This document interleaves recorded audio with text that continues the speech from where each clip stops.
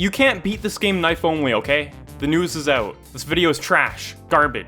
This challenge gave me such a hard time that I almost had a goddamn brain aneurysm. But, how far did I get before almost shattering my controller on the wall?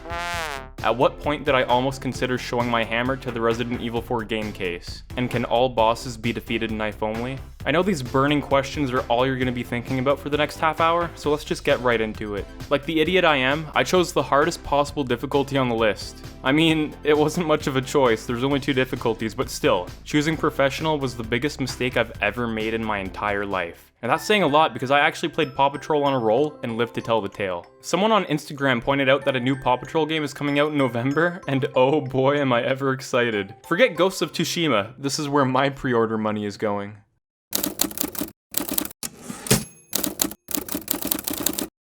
So my journey started out like any other. Emilio and Jacques were driving me through the spooky dark woods in Spain when we came upon a lonely house in the middle of nowhere. I immediately deleted everything from my inventory, except for my first aid spray of course, and started making my way towards it. Something about the real estate in front of me started spooking me out, so I decided it was best to pick up a nearby axe for protection and trudge on ahead. And there he was. The cakiest boy in the West. You couldn't get more cake than that if you went to a frigging wedding. And Leon knew this. He knew it was a long shot, but if anyone was to judge his dance recital, it would be a man with cake.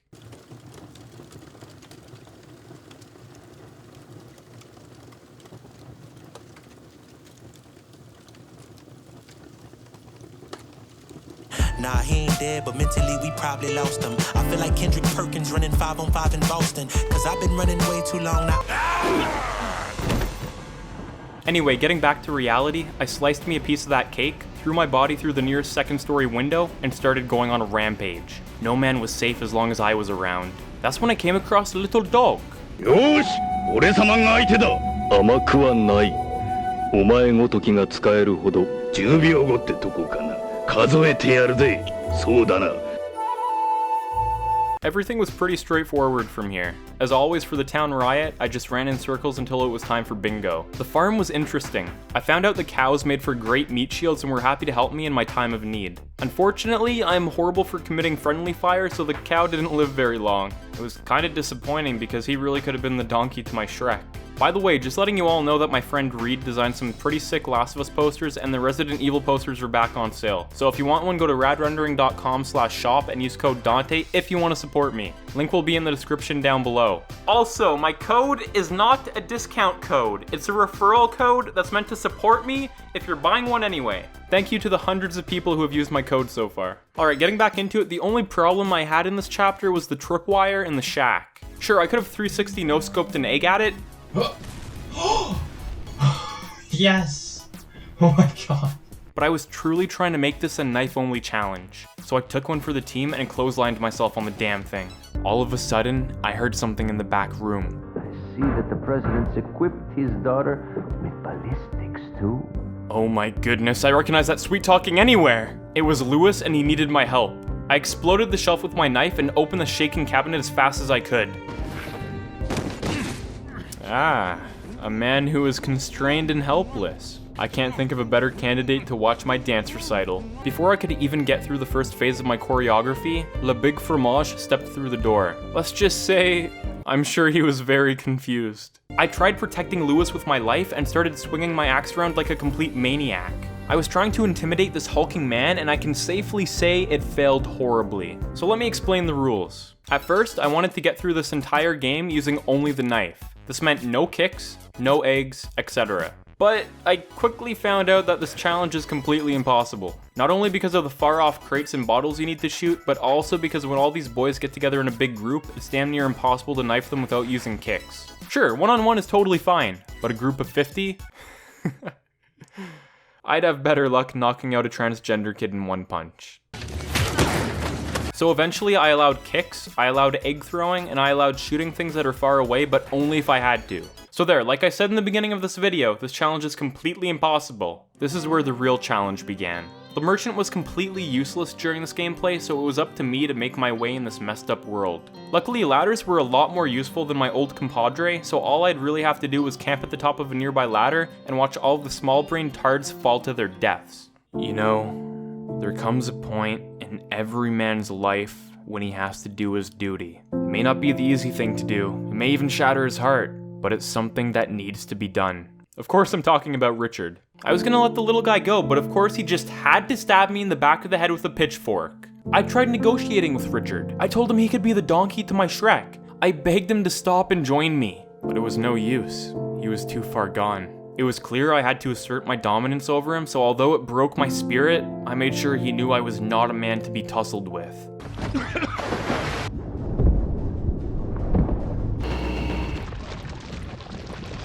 Why are we still here? Listen, get in close. Get in a little bit closer. Just a little bit closer. Can you hear me? If you're enjoying this video, click the like button, because it actually does really help out this video. Thank you, I appreciate that, thank you. I mean, you might as well comment below as well. That also helps out the video, I think. You can comment anything you want. You can call me a cunt if you want, you can swear at me. Well, probably don't swear, but, you know, like, you can say something nice, like, you can compliment me. Anyway. Then of course, there's Gerald. You could say that gravity killed him. I'd like to say it was my hard work and determination. It's time to talk about the first big obstacle, the chainsaw guy. Sure, I could have easily ran by him and made my way to the gate, but no. At the beginning of this journey, I decided to try and eliminate every single enemy that crossed my path, and this was no exception. So I fought him. I would knife him in the eyes, kick him in the butt, and then stab him while he was down. It wasn't the most honorable way to fight him, but it worked. Very quickly too. As long as you tease him before you slash him in the eyes, he's a very easy enemy to defeat knife only. Now, you may be wondering, Dante, how did you take out big groups of enemies? Well, you see, the trick is to just bully one person at a time. Usually, picking on a straggler was the best strategy. I'd knife a guy in the face, kick him, which would end up annihilating the whole group, and then just like the chainsaw guy, I'd knife them while they were down. It was a brilliant strategy, and I felt like a complete badass. We all know Lago only has one way to be oofed out of this universe, and I believe this was the first time I failed the challenge. But trust me, there's many more fails to come. Leon began cosplaying as me when my appendix burst. He went fishing the same way they do in Russia, and I came across the most difficult enemy in the entire game. Salazar? Krauser? Danny DeVito? No. It was Los Plagas Hermanos. Hello, and welcome to the Los Pollos Hermanos family. My name is Gustavo, but you can call me Gus. No, please. I don't want to sell your goddamn meth. These guys are completely impossible to beat without a few healing items. I tried teasing an attack, running up, knife to the face, and kicking, and as effective as this can be, the Los Pollos Hermanos is very unpredictable and always finds a way to sneak attack you. In fact, the only good way I could find to kill it was to drown it in the lake. Kinda reminds me of... Inanimate objects just out of reach were my true enemies. These bad boys turned this already horrible run into a complete piece of shit. What I did here was use grenades to get the boxes down, because yes, you can actually get all three down with perfectly timed grenades, and all of a sudden, I found myself ambushed. Luckily, I did these guys the same way I did Los Polos, so it wasn't a big deal. El Thick Boy was definitely the funnest boss fight in the game. But just because it was fun didn't mean it wasn't terrifying, and so began the epic battle. El Thick Boy would try to squish me like a bug, and in return, I'd shank his ankles. When the timing was right, I'd even slash at his Achilles tendon. Jesus Christ, I was really starting to feel bad for the guy. I mean, I wasn't known for my honorable fighting, but that was pretty low.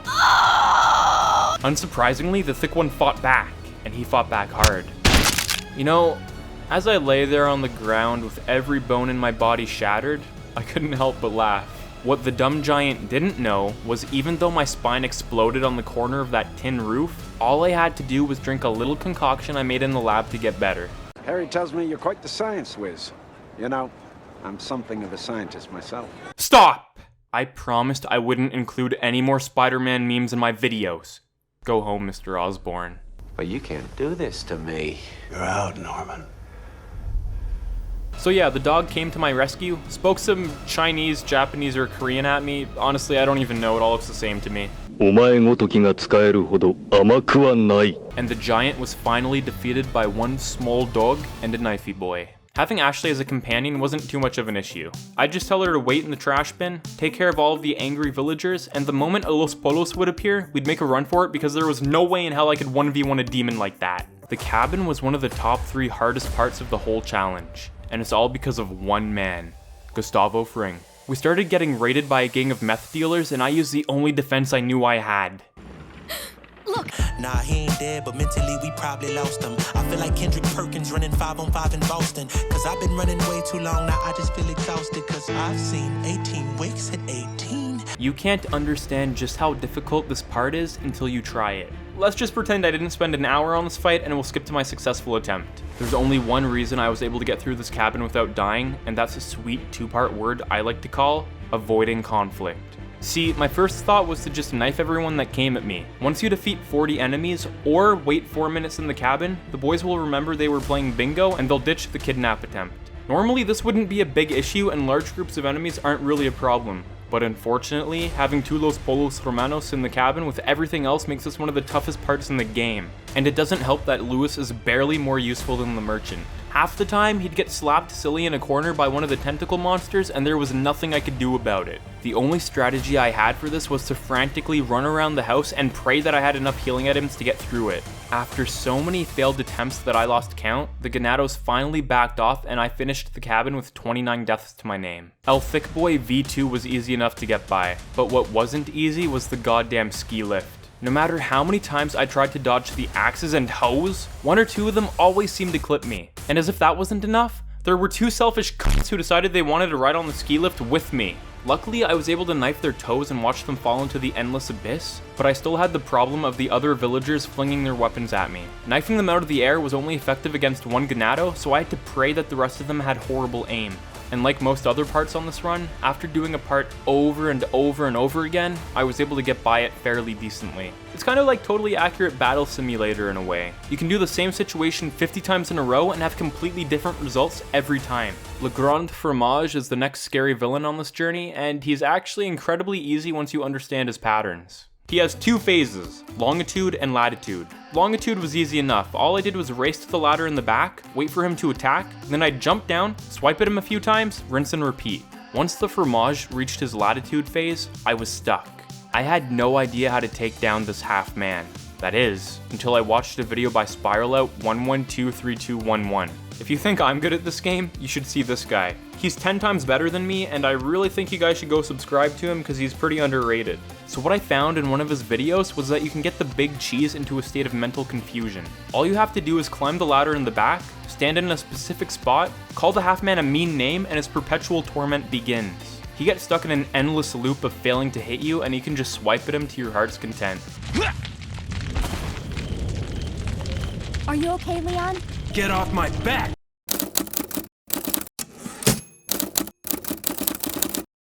As I ran down that lonely path with Ashley, I thought to myself, what am I doing? I've already failed this challenge multiple times and have put shame on my family. Why am I still going? I've already lost my friend Richard. Ashley doesn't respect me. And let's face it, no one wants to see my dance recital. But no, I've come too far to quit now. And right when my confidence was at its highest, it immediately plummeted. I'd like to introduce you to the truck part. I tried finding a way to maybe glitch the game out and get a knife swing in. Maybe I could even blow myself past it with a grenade. But no, 'twas not to be. Again, I went to SpiralOut's channel and saw that for his minimum shots run, he used an egg to annihilate the truck driver. So that's exactly what I did. When I told them I wanted half a dozen eggs for my mission, everyone at the academy laughed at me. Well, who's laughing now, huh? Who's laughing now? No, really though, I felt like a complete badass after killing that man with a single egg. Ashley and I finally got to the castle. I pulled off my little crank trick to despawn all of the enemies in the area, and I defeated the room full of soy boys after a few attempts. Leon! Lewis. I've got something for you guys. Oh, shit. I must have dropped it when I was running away from them. Dropped what? A drug that'll stop your convulsions. No thanks, bro.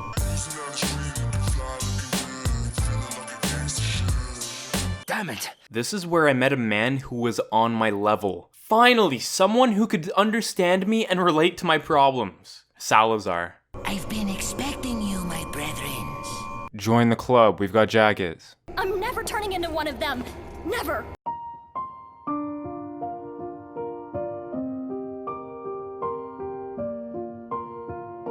Aw, come on, Ashley, look at him! In his wee little boots. You know, how many zombies can wear boots? Honestly. Aw, let's keep him.